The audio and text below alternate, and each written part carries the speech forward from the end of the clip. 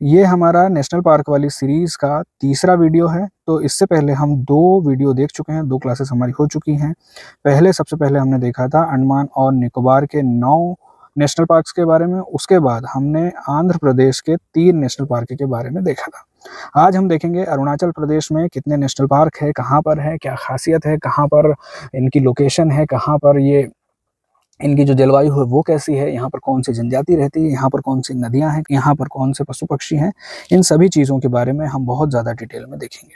तो आंध्र प्रदेश की जब भी बात आएगी तो आंध्र प्रदेश में आपको 2 नेशनल पार्क याद रखने हैं। अभी तक यहाँ पर एक है मौलिंग नेशनल पार्क और दूसरा है नामदफा नेशनल पार्क। तो मौलिंग नेशनल पार्क याद रखना है, नामदफा नेशनल पार्क याद रखना है। मौलिंग नेशनल पार्क और Namdapha national park 2 national park याद रखने हैं। जब भी मौलिंग की बात आएगी तो आपको सियांग नदी याद रखनी है, सियांग नदी और एक सियोम नदी। सियांग नदी और सियोम नदी 2 नदियां याद रखनी है। यहाँ पर ADI अदी या आदि जनजाति आपको याद रखनी है। आपको अपर सियांग डिस्ट्रिक्ट याद रखना है। तो ये मौलिंग की बात जब भी आएगी आपको इतनी चीज़ें याद रखनी पड़ेंगी, सियांग नदी, सियोम नदी, आदि नदी और अपर सियांग डिस्ट्रिक्ट। और नामदफा की बात जब भी होगी तब आपको चांगलांग डिस्ट्रिक्ट याद रखना है, इंडो म्यांमार बॉर्डर याद रखनी है और एक चीज़ याद रखनी है कि यहाँ पर चारों बिग 4 कैट मिलेंगे। तो चारों बड़ी बिल्लियाँ, चारों बिग कैट यहाँ पर आपको मिलेंगे। तो नेशनल पार्क जो 2 नेशनल पार्क है, मौलिंग नेशनल पार्क और नामदफा नेशनल पार्क, अरुणाचल प्रदेश का जब भी नाम आएगा आपको इन 2 नेशनल पार्क के बारे में आपको ध्यान रखना है। इससे पहले हम जो 2 स्टेट्स के बारे में पढ़ चुके थे, एक तो अंडमान निकोबार आइलैंड्स जो हैं हमारे, उनके बारे में हम देख चुके थे और दूसरा आंध्र प्रदेश के बारे में देख चुके थे। तो एक बार फटाफट रिविज़न कर लेते हैं, क्योंकि बिना रिविज़न के आप कितना ही पढ़ लें, आप चीज़ों को ध्यान नहीं रख सकते हैं। बहुत सारा कंटेंट है हमें याद रखने के लिए, बहुत सारी चीज़ें याद रखनी हैं। तो जब आप बहुत सारी चीज़ों को याद नहीं रख पाते हैं तो उसका एक सबसे अच्छा तरीका है कि आप उसे बार-बार रिवाइज़ करें। रिवाइज़ करेंगे तो आपको कठिन से कठिन चीज़ें लंबे समय के लिए याद रहेंगी। लंबे समय तक याद रखना है, सारी चीज़ों को एग्ज़ैक्ट याद रखना है। तो सबसे अच्छा एक हमारे पास जो तकनीक है, सबसे अच्छी जो हमारी टेक्निक है वो है रिवीजन। बिना रिवीजन के आप एग्ज़ाम पास नहीं कर पाएँगे। तो सबसे पहले अंडमान निकोबार आइलैंड्स के बारे में हमने देखा था। यहाँ पर है 9 नेशनल पार्क और जो 9 नेशनल पार्क हैं उनको हमने 3 ग्रुप्स में डिवाइड किया था। आपको याद होगा, पिछला वीडियो अगर आपने देखा होगा, तो जो पहला ग्रुप है वो है ये वाला ग्रुप। पहला ग्रुप ये वाला है, जहाँ पर 4 नेशनल पार्क हैं। 3 नेशनल पार्क है बटन वाले और एक है रानी झांसी मरीन नेशनल पार्क। तो जो पहला नेशनल पार्क है वो है नॉर्थ बटन आइलैंड, फिर मिडिल बटन आइलैंड और साउथ बटन आइलैंड और रानी झांसी नेशनल पार्क। तो ये जो 4 हैं वो पहले वाले ग्रुप में आपको याद रखना है। 9 में से 4 यहाँ पर है। और ये जो लोकेशन है, ये जो आइलैंड्स हैं, ये है रीची आर्कीपेलागो। रीची आर्कीपेलागो यहाँ पर ये जो मिडिल अंडमान आइलैंड है, उसके ऊपर नॉर्थ अंडमान आइलैंड है और इसके नीचे साउथ अंडमान आइलैंड है। तो मिडिल अंडमान के पास में यहाँ पर है रीची आर्कीपेलागो, मतलब छोटे-छोटे बहुत सारे आइलैंड हैं और इन आइलैंड्स के ऊपर हैं, एक तो 3 जो आइलैंड हैं वो इन बटन जो नेशनल पार्क है उनके नाम पर ही हैं, मतलब जो आइलैंड है उनके नाम पर नेशनल पार्क का नाम है। जैसे नॉर्थ बटन आइलैंड जो नेशनल पार्क है वो है नॉर्थ बटन आइलैंड के ऊपर, middle button island national park है वो मिडिल बटन आइलैंड के ऊपर और साउथ बटन आइलैंड जो है वो है साउथ बटन आइलैंड के ऊपर। तो ये 3 बटन आइलैंड, 3 नेशनल पार्क आपको याद रखना है। साथ में इसी के पास में रानी झांसी मरीन नेशनल पार्क भी याद रखना पड़ेगा। दूसरे ग्रुप में यहाँ पर हमने देखा था 2 नेशनल पार्क, दूसरा ग्रुप और 2 नेशनल पार्क, ये ध्यान रखना है। दूसरा group 2 national park, 2 national park कौन-कौन से हैं? 2 नेशनल पार्क हैं, नॉर्थ साइड में आपको मिलेगा केम्पबेल बे नेशनल पार्क और सदर्न साइड में मिलेगा गैलाथिया नेशनल पार्क। तो नेशनल पार्क ये जो 2 हैं वो दोनों हैं ग्रेट निकोबार आइलैंड के ऊपर और ये जो ग्रेट निकोबार आइलैंड है यहीं पर अभी ग्रेट निकोबार प्रोजेक्ट की बात भी चल रही है, चर्चा में है। तो दोनों के बारे में सारी चीज़ें आपको बहुत ज़्यादा अच्छे से देखनी पड़ेंगी। गैलाथिया नेशनल पार्क जो है वो सदर्न साइड में है। यहीं पर सदर्न साइड में, मतलब जो ग्रेट निकोबार आइलैंड है उसके ही सदर्न साइड में आपको जो हमारे भारत का सबसे सदर्न बिंदु है, सदर्न पॉइंट है, यानी इंदिरा पॉइंट, तो इंदिरा पॉइंट भी आपको यहीं पर मिलेगा। तो गैलाथिया नेशनल पार्क, गैलाथिया नदी है और शोम्पेन जनजाति, निकोबारी जनजाति है, दोनों में है, क्योंकि जो पूरा हमारा ग्रेट निकोबार आइलैंड है उसके ऊपर ही ये जनजातियाँ रहती हैं।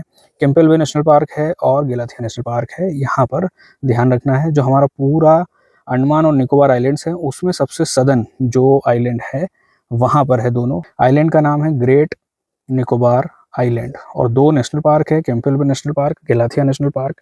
दो जनजातियां रहती हैं यहाँ पर, निकोबारी और शोम्पेन।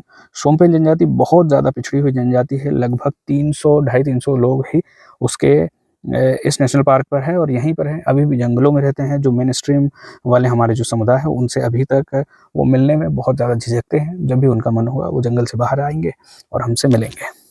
फिर दूसरा जो ग्रुप है, दूसरा ग्रुप तो हमने देख लिया जिसमें कैंपबेल बे नेशनल पार्क और गैलाथिया नेशनल पार्क है। तीसरा वाला जो ग्रुप है उसमें मिलेंगे आपको 3 नेशनल पार्क।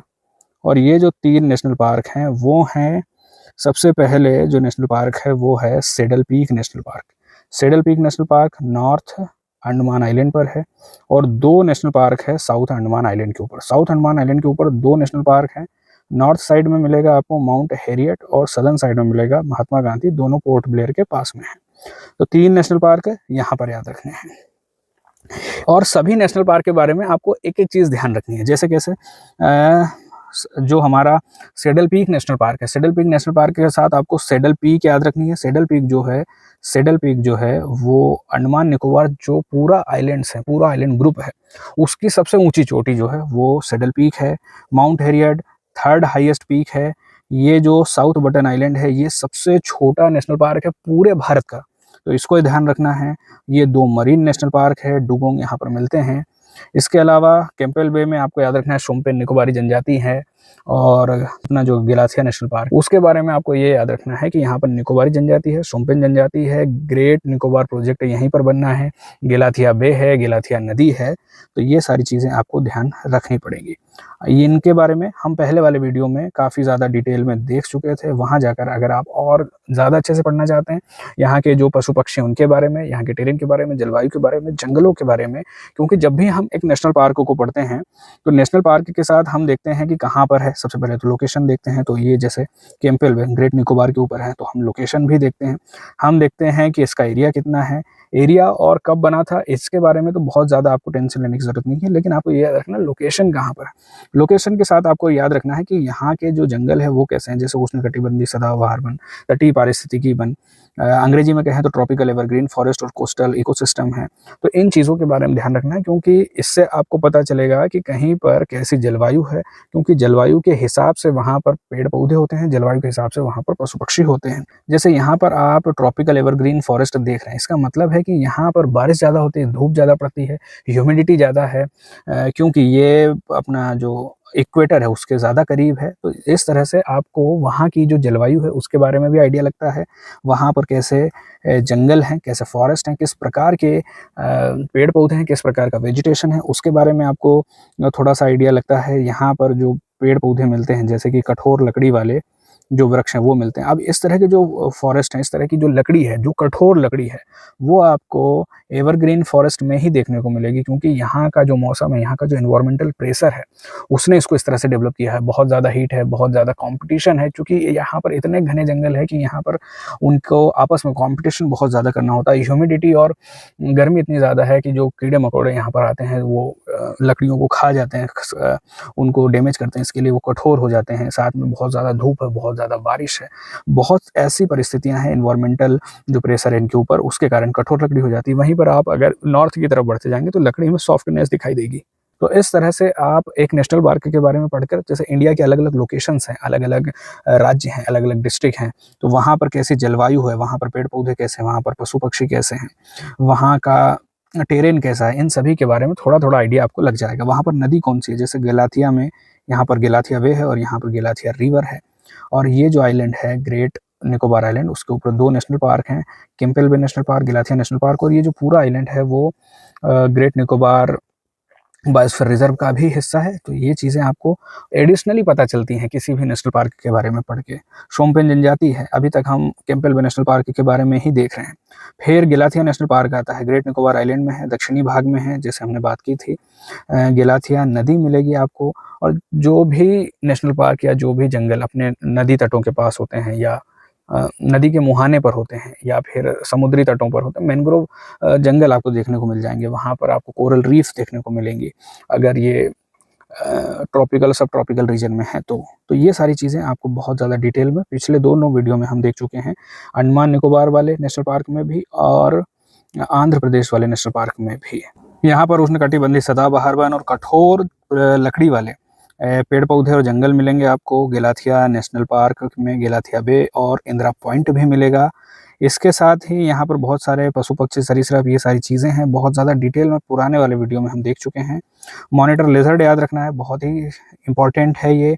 और यहाँ पर शोम्पेन जनजाति और निकोबारी जनजाति को याद रखना है। शोम्पेन जनजाति पीवीटीजी है, पर्टिकुलरली वल्नरेबल ट्राइबल ग्रुप है। इसके साथ Mahatma Gandhi marine national park को याद रखना है, कहाँ पर है, दक्षिण अंडमान द्वीप में है। दक्षिण अंडमान द्वीप, साउथ अंडमान आइलैंड, यहाँ पर 2 नेशनल पार्क है, एक माउंट हैरियट और एक महात्मा गांधी। इसके साथ ये जो है यहाँ पर जो मरीन नेशनल पार्क है वहाँ पर डुगोंग डॉल्फिन, समुद्री कछुए और खारे पानी का मगरमच्छ। खारे पानी का मगरमच्छ जब भी आप अंडमान निकोबार आइलैंड्स के बारे में पढ़ेंगे तो ये चीज़ तो आपको मिलेगी ही मिलेगी। तो जो खारे पानी का मगरमच्छ है वो यहाँ पर मिल जाएगा आपको। यहाँ पर जो लेदर बैक कछुए हैं उनके नेस्टिंग ग्राउंड मिल जाएंगे, डॉल्फिन मिल जाएगी आपको डुगोंग मिल जाएगी और मैनग्रोव्स और जो कोरल रीफ्स हैं ये सारी चीज़ें यहाँ पर देखने को मिल जाएंगी। फिर माउंट हैरियट नेशनल पार्क है। Mount Harriet national park third highest peak of पूरे अंडमान निकोबार आइलैंड ग्रुप और यहाँ पर ये है साउथ अंडमान द्वीप के ऊपर। ये चीज़ आपको यहाँ से ध्यान रखनी है। इसके अलावा हमने रानी झांसी नेशनल पार्क देखा था, मरीन नेशनल पार्क है और ये है रीची आर्किपेलागो में, दक्षिण अंडमान जो है उसके पास में है ये। और बाकी जो 3 बटन आइलैंड्स हैं वो मिडिल अंडमान के पास में है। तो इन चीज़ों को ध्यान रखना है। रीची आर्किपेलागो पर है, दक्षिण अंडमान में नहीं है रानी झांसी नेशनल पार्क। प्रवाल भित्तियाँ हैं, मैनग्रोव हैं, सी ग्रास वगैरह वगैरह हैं। चूँकि मरीन नेशनल पार्क हैं तो ये सारी चीज़ें तो होनी ही हैं। फिर इसके बाद सैडल पीक है। सैडल पीक हाईएस्ट पीक है पूरे अंडमान निकोबार आइलैंड्स की। तो सैडल पीक को ध्यान रखना है। ये कहाँ पर है, नॉर्थ अंडमान में है। ये वाला जो आइलैंड है वहाँ पर है और यहीं पर ये वाला नेशनल पार्क भी है। इसके अलावा नॉर्थ बटन आइलैंड, ये वाला मैप देख सकते हैं आप। यहाँ पर है मिडिल अंडमान आइलैंड और यहाँ पर 3 नेशनल पार्क है, north button national park, middle button national park और साउथ बटन नेशनल पार्क। ये 3 नेशनल पार्क हैं और यहाँ पर ये जो एक आइलैंड है उनके ऊपर एक नेशनल पार्क है। सबसे छोटा साउथ बटन नेशनल पार्क है। इसके बाद है मिडिल बटन आइलैंड, जैसे देख लिया हमने, साउथ बटन आइलैंड देख लिया। इसके बाद है आंध्र प्रदेश। तो आंध्र प्रदेश में हमने देखा था 3 नेशनल पार्क हैं, Papikonda national park, Rajiv Gandhi national park और श्री वेंकटेश्वरा नेशनल पार्क। पापीकोंडा के साथ आपको एक चीज़ याद रखनी है, गोदावरी नदी याद रखनी है और 2 जिले याद रखने हैं, अल्लूरी सीताराम राजू जिला, एलुरु जिला। तो जैसे हमने हर एक आइलैंड को जोड़ रहे हैं, सबसे पहले तो स्टेट के साथ जोड़ दिया, फिर हमने डिस्ट्रिक्ट के साथ जोड़ा, फिर हमने देखा कि यहाँ पर नदी कौन सी है, यहाँ पर पहाड़ पर्वत पीक्स कौन सी है, यहाँ पर कौन सी जनजाति रहती है, जंगल किस प्रकार के हैं, पेड़ पौधे और पशु किस प्रकार के हैं, सारी चीज़ें हम बहुत ज़्यादा डिटेल में देख रहे हैं।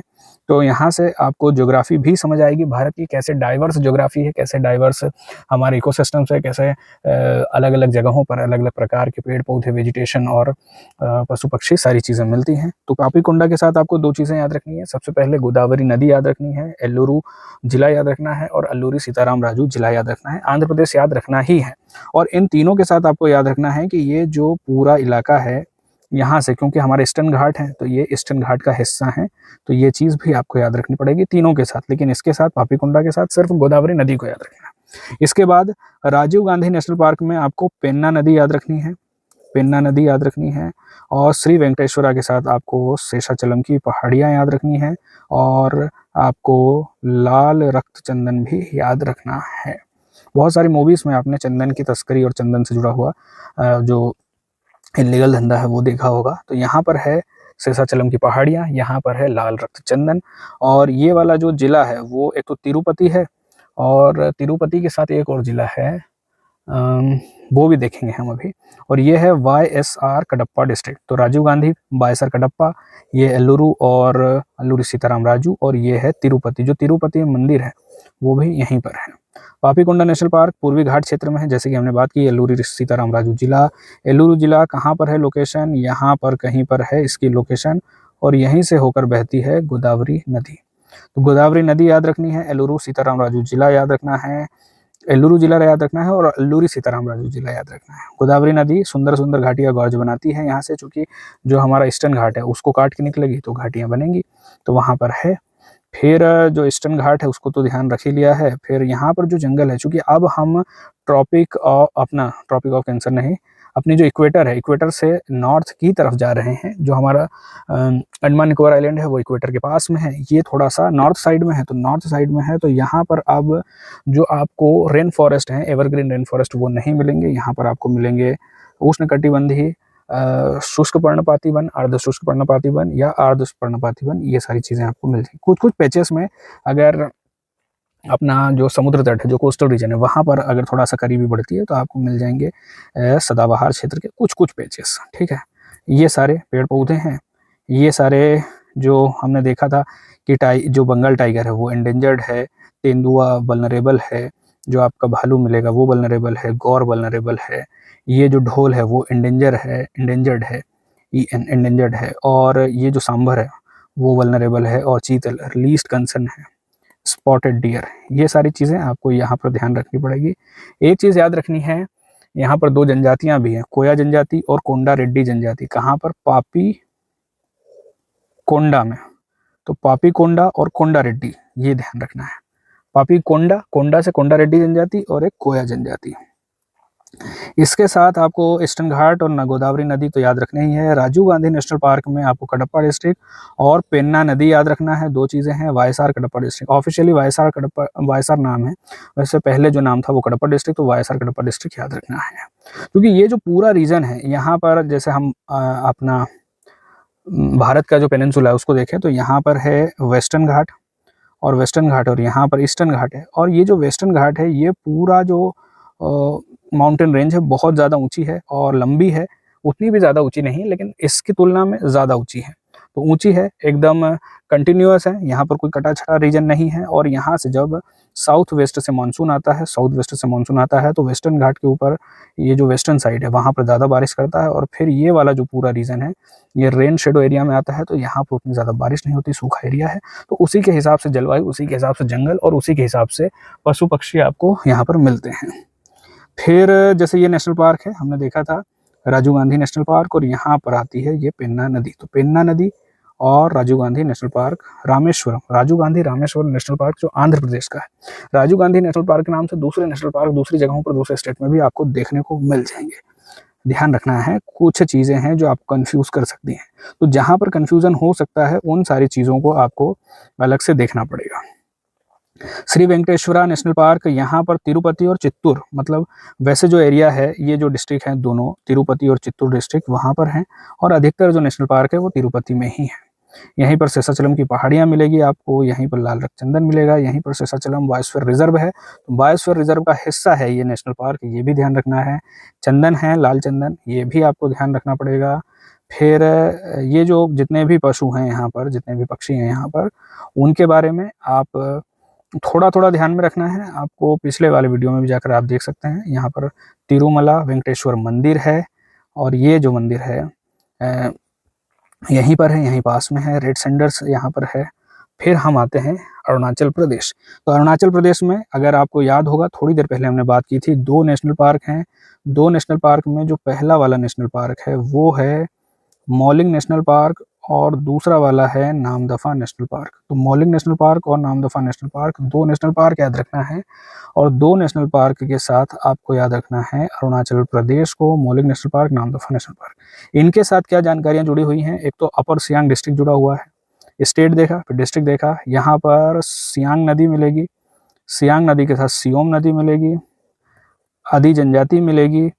और फिर नामदफा के बारे में चांगलांग डिस्ट्रिक्ट याद रखना है, Changlang district, Indo Myanmar border को याद रखना है। यहाँ पर आपको दो जनजातियाँ याद रखनी हैं, एक जनजाति तो है आपकी चकमा जनजाति और एक जनजाति है लिशु जनजाति। तो ये दो जनजातियों को भी आपको याद रखना है। नामदफा के साथ एक बहुत ही ज़्यादा इंटरेस्टिंग जानकारी है कि यहाँ पर ऑल 4 बिग कैट्स मिलेंगे। ठीक, तो ये है Mouling national park. Mouling national park है अपर सियांग जिले में, अपर सियांग जिला कहाँ पर है? अपर सियांग जिला है अरुणाचल प्रदेश में। तो अरुणाचल प्रदेश मौलिंग राष्ट्रीय उद्यान, अरुणाचल प्रदेश मौलिंग राष्ट्रीय उद्यान और अपर सियांग जिला, 3 चीज़ें। और पूर्वी हिमालयन क्षेत्र, क्योंकि आप जानते हैं हमारा जो हिमालय का क्षेत्र वो इस तरह से है, और यहाँ पर है अरुणाचल प्रदेश। तो अरुणाचल प्रदेश में आपको ईस्टर्न हिमालयन जो रेंजेस हैं वो ही मिलेंगी। तो ये चीज़ें याद रखनी है। सबसे पहले आपका मौलिंग नेशनल पार्क, अरुणाचल प्रदेश, अपर सियांग डिस्ट्रिक्ट और पूर्वी हिमालयन क्षेत्र, 1 2 3 4 जानकारी, 4 जो बेसिक जानकारी है, जहाँ पर लोकेशन है वो ध्यान रखना है। ये है अपर सियांग डिस्ट्रिक्ट। मैप के साथ देखेंगे तो बहुत ही ज़्यादा आसान हो जाएगा चीज़ों को याद रखना, लंबे समय तक आप याद रख पाएंगे। और 1986 में राष्ट्रीय उद्यान बना था, क्षेत्रफल इतना है। सियांग नदी और सियोम नदी, ये 2 नदियाँ याद रखनी है। तो 4 के बाद 5 और 6 चीज़ ये हो गई। यहाँ पर मैप पर देख सकते हैं, ये है सियांग नदी और यहीं पर है अपना अपर सियांग डिस्ट्रिक्ट में मौलिंग नेशनल पार्क। यहाँ पर आपको ऊंचे पर्वत, जैसे हमने बात की कि हिमालय है, घाटियाँ भी मिलेंगी, घने जंगल भी मिलेंगे, सारी चीज़ें मिलेंगी। और अगर आप अरुणाचल प्रदेश का जो फॉरेस्ट मैप है उसको देखेंगे तो आप पाएंगे कि यहाँ पर जो वेजिटेशन है उसमें बहुत ज़्यादा वेरिएशन है, क्योंकि यहाँ के टेरेन में, यहाँ के जो टेरेन है उसकी हाइट में बहुत ज़्यादा वेरिएशन है। यहाँ पर घाटियाँ भी हैं, यहाँ पर लो लैंड भी है, यहाँ पर ऊंची ऊंची पहाड़ियाँ भी हैं जो हिमालय की है, वो जहाँ पर बर्फ़ जमी हुई होती है। तो हर तरह का जंगल आपको देखने को मिलेगा। ट्रॉपिकल सेमी एवरग्रीन फॉरेस्ट, ये जो इलाका है यहाँ पर देखने को मिलेगा। इसके बीच में आपको ट्रॉपिकल वेट एवरग्रीन फॉरेस्ट मिलेगा, तो ये वाला जो है वो। इसके बाद आपको सब ट्रॉपिकल फॉरेस्ट भी यहाँ पर मिल जाएंगे। जैसे जैसे हाइट बढ़ रही है यहाँ पर जंगलों का जो प्रकार है, जो फॉरेस्ट का टाइप है वो बदलता है, वेजिटेशन का टाइप बदलता है। यहाँ पर जैसे हाइट पर आपको पाइन के फॉरेस्ट मिल जाएंगे, कहीं पर बीच बीच में टेम्परेट फॉरेस्ट हैं, क्योंकि यहाँ पर जब हाइट बढ़ती है तो इस तरह के जंगल होते हैं। और फिर बहुत ज़्यादा जब हाइट हो जाती है वहाँ पर आपको अल्पाइन फॉरेस्ट मिल जाएंगे, जो यहाँ की सबसे ऊंची पहाड़ियों पर है। तो ये चीज़ याद रखनी है। इसलिए मौलिंग नेशनल पार्क में भी आपको सब ट्रॉपिकल ब्रॉडलीफ फॉरेस्ट भी मिलेंगे, आपको टेम्परेट फॉरेस्ट भी मिलेंगे, आपको अल्पाइन वेजिटेशन भी मिलेगा। तो यहाँ पर हर प्रकार के जो फॉरेस्ट हैं वो लगभग टेरेन के हिसाब से बहुत ज़्यादा वेरिएशन है, तो मिल जाते हैं। फिर ये जो पूरा रीजन है, ये जो पूरा नेशनल पार्क है वो ईस्टर्न हिमालयन बायोडाइवर्सिटी हॉटस्पॉट का हिस्सा है। इसके अलावा ऑर्किड, रोडोडेंड्रॉन, बांस और औषधि पौधे यहाँ पर मिल जाते हैं।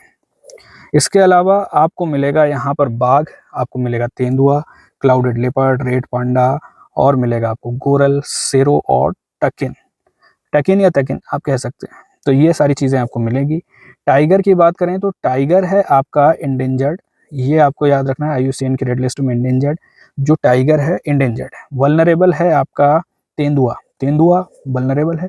3 टाइप के तेंदुए हमको देखने को मिल रहे हैं, एक तो लेपर्ड जो है वो तेंदुआ, एक है क्लाउडेड लेपर्ड और एक है स्नो लेपर्ड, तीनों वल्नरेबल हैं। तो ये चीज़ आपको ध्यान रखनी है कि तीनों ही वल्नरेबल हैं।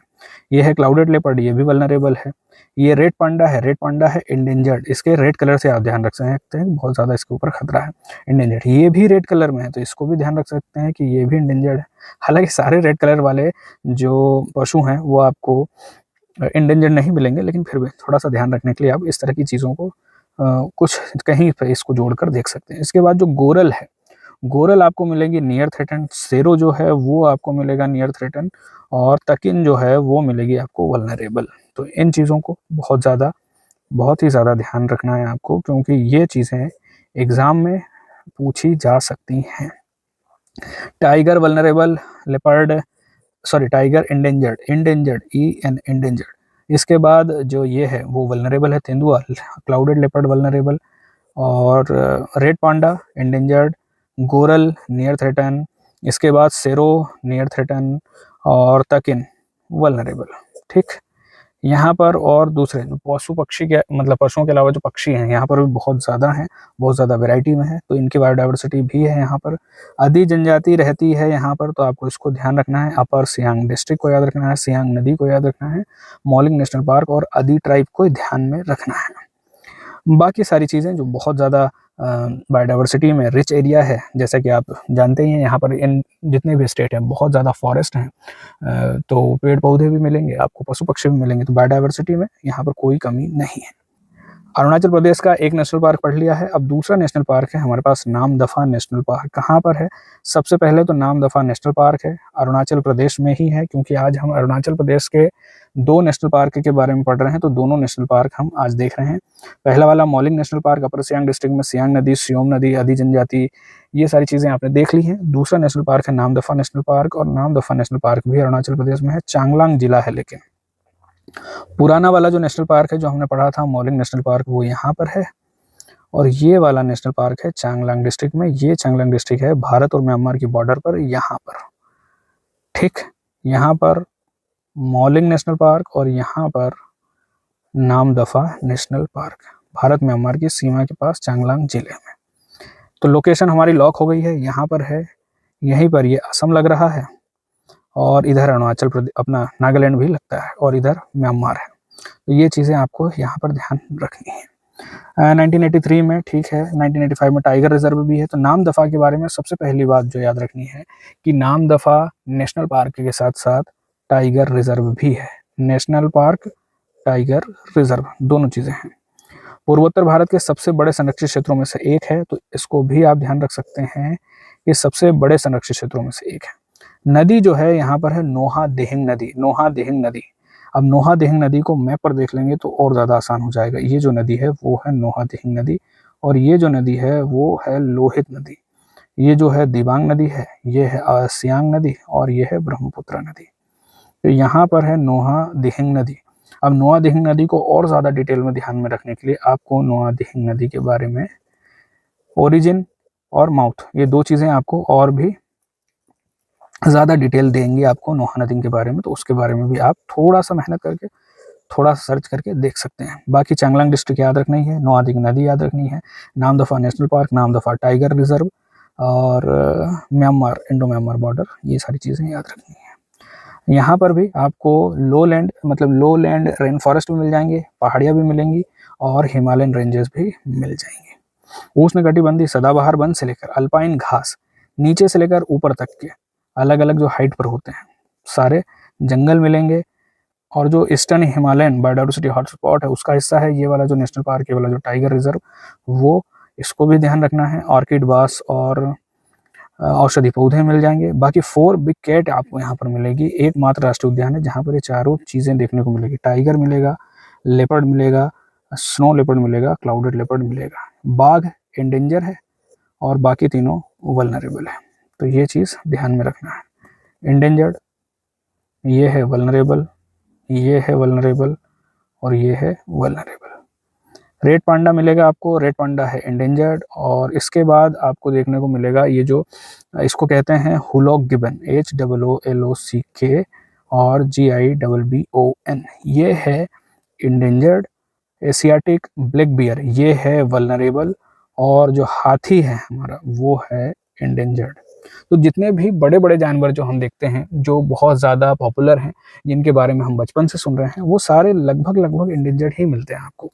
लेपर्ड को छोड़ दें, क्लाउडेड लेपर्ड को छोड़ दें, स्नो लेपर्ड को छोड़ दें, तो सारे हमने देखे। जैसे टाइगर देखा, जैसे रेड पांडा देखा, जैसे एलिफेंट देखा, जैसे आपने देखा हुलॉक गिबन, ये सारे एंडेंजर्ड हैं।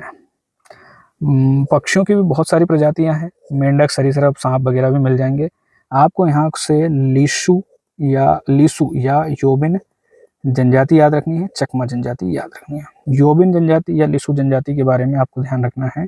अरुणाचल प्रदेश में है, चांगलांग जिले में है। जिस जनसंख्या जो है लगभग 5-6 हज़ार के आसपास हो सकती है। और ये जो है अपने जो जनजातीय धर्म है, जनजातीय परंपराएं, उसको तो मानते ही हैं, साथ में क्रिश्चियनिटी को भी मानने लगे हैं। तो इनके बारे में याद रखना है। खेती करते हैं, और खेरसांग और ये जो बाकी जो लोकल लोकेशंस हैं यहाँ की चांगलांग डिस्ट्रिक्ट के, वहाँ पर आपको मिलेंगे। इसके अलावा चकमा जनजाति के बारे में आपको याद रखना है कि चकमा जनजाति वैसे है